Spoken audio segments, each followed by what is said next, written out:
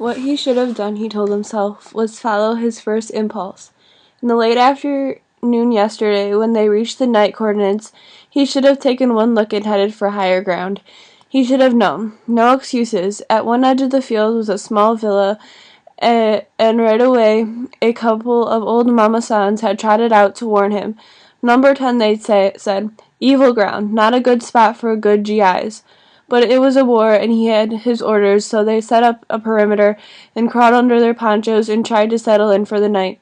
The rain never stopped. By midnight, the Song Trebong had overflowed its banks. The field turned to slap.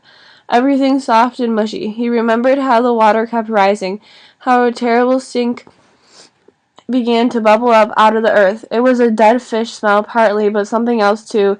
And then later in the night, Mitchell Sanders had crawled through the rain and grabbed him hard by the arm and asked what he was doing setting up in a shit field. The village toilet, Saunders said. He remembered the look on Saunders' face. The guy stared for a moment and then wiped his mouth and whispered, "Shit," and then crawled away into the dark. A stupid mistake, that's all it was. A mistake, but it had killed Kiowa. Lieutenant Jimmy Cross felt something tighten inside him. In the letter to Kiowa's father, he would apologize point blank, just admit to the blunders. He would place the blame where it belonged.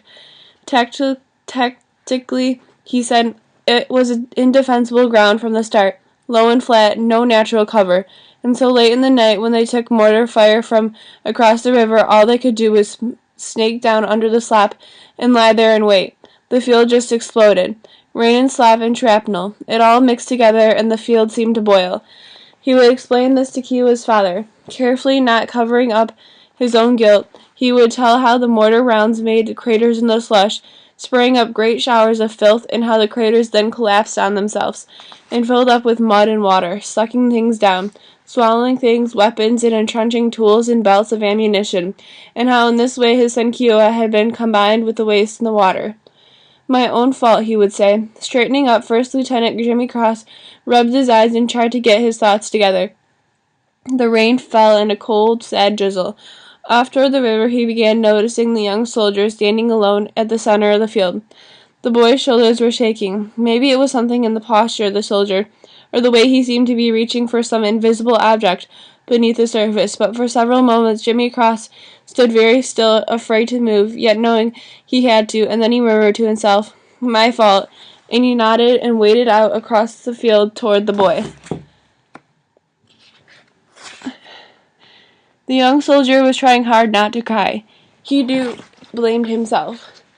Bent forward at the base, groping with both hands, he seemed to be chasing some creature just beyond reach, something elusive, a fish or a frog. His lips were moving. Like Jimmy Cross, the boy was explaining things to an absent judge.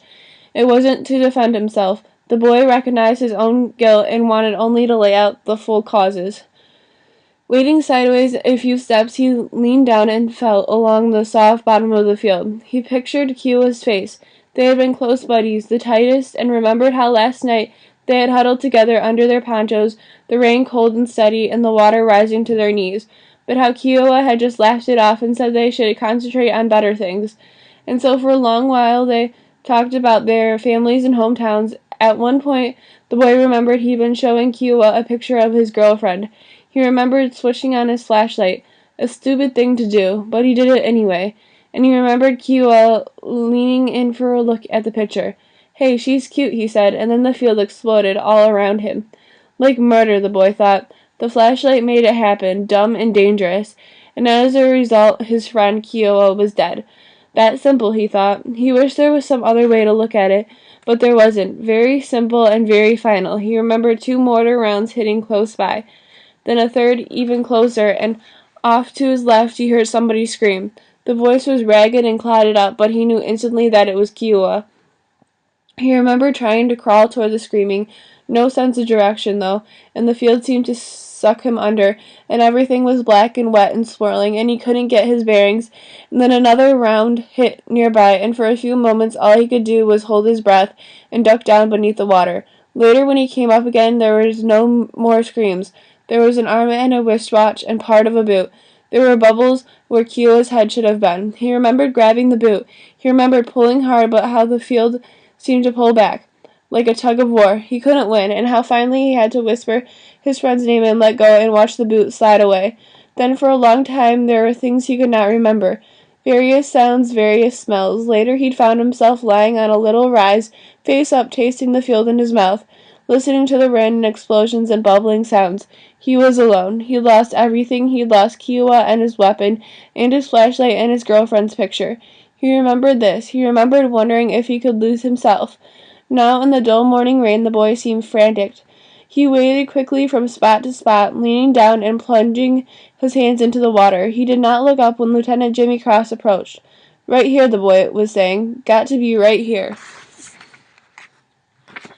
Jimmy Cross remembered the kid's face, but not the name. That happened sometimes. He tried to treat his men as individuals, but sometimes the names just escaped him. He watched the young soldier shove his hands into the water. "Right here," he kept saying. His movements seemed random and jerky. Jimmy Cross waited a moment, then stepped closer. "Listen," he said quietly. "The guy could be anywhere." The boy glanced up. "Who could?" "Kiowa. You can't expect—" "Kiowa's dead." "Well, yes." The young soldier nodded. "So what about Billy?" "Who?" "My girl. What about her? This picture, it was the only one I had. Right here. I lost it." Jimmy Cross shook his head. It bothered him that he could not come up with a name. "Slow down," he said. "I don't— Billy's picture. I had it all wrapped up. I had it in plastic, so it'll be okay if I can— Last night we were looking at it, me and Kiowa. Right here. I know for sure it's right here, somewhere." Jimmy Cross smiled at the boy. "You can ask her for another one, a better one." "She won't send another. She's not even my girl anymore. She won't— Man, I gotta find it." The boy yanked his arm free. He shuffled sideways and stooped down again and dipped into the muck with both hands. His shoulders were shaking. Briefly, Lieutenant Cross wondered where the kid's weapon was and his helmet, but it seemed better not to ask. He felt some pity come on him. For a moment the day seemed to soften. So much hurt, he thought. He watched the young soldier wading through the water, bending down and then standing and then bending down again, as if something might finally be salvaged from all the waste. Jimmy Cross silently wished the boy luck. Then he closed his eyes and went back to working on the letter to Kiowa's father. Across the field, Azar and Norman Bowker and Mitchell Saunders were wading along a narrow dike at the edge of the field. It was near noon now. Norman Bowker had found Kiowa. He was under 2 feet of water. Nothing showed except the heel of a boot. "That's him," Azar said. "Who else?" "I don't know." Azar shook his head. "I don't know." Now Norman Bowker touched the boot, covered his eyes for a moment, then stood up and looked at Azar. "So where's the joke?" he said. "No joke." "Eating shit. Let's hear that one." "Forget it." Mitchell Saunders told them to knock it off. The 3 soldiers moved to the deck, put down their packs and weapons, and waded back to where the boot was showing. The body lay partly wedged under a layer of mud beneath the water. It was hard to get traction with each movement. The muck would grip their feet and hold tight.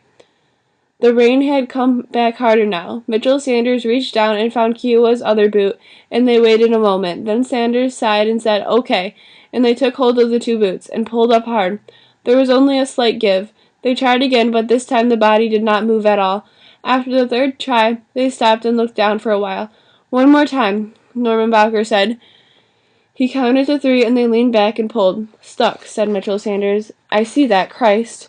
They tried again, then called over Henry Dobbins and Rat Kiley, and all 5 of them put their arms and backs into it, but the body was jammed in tight. Azar moved to the dike and sat holding his stomach. His face was pale. The others stood in a circle, watching the water. Then, after a time, somebody said, "We can't just leave him there," and the men nodded and got out their entrenching tools and began digging. It was a hard, sloppy work. The mud seemed to flow back faster than they could dig, but Kiowa was their friend and they kept at it anyway. Slowly, in little groups, the rest of the platoon drifted off over to watch. Only Lieutenant Jimmy Cross and the young soldier were still searching the field. "What we should do, I guess," Norman Bowker said, "is tell the LT. Mitchell Sanders shook his head. "Just mess things up. Besides, the man looks happy out there, real content. Let him be."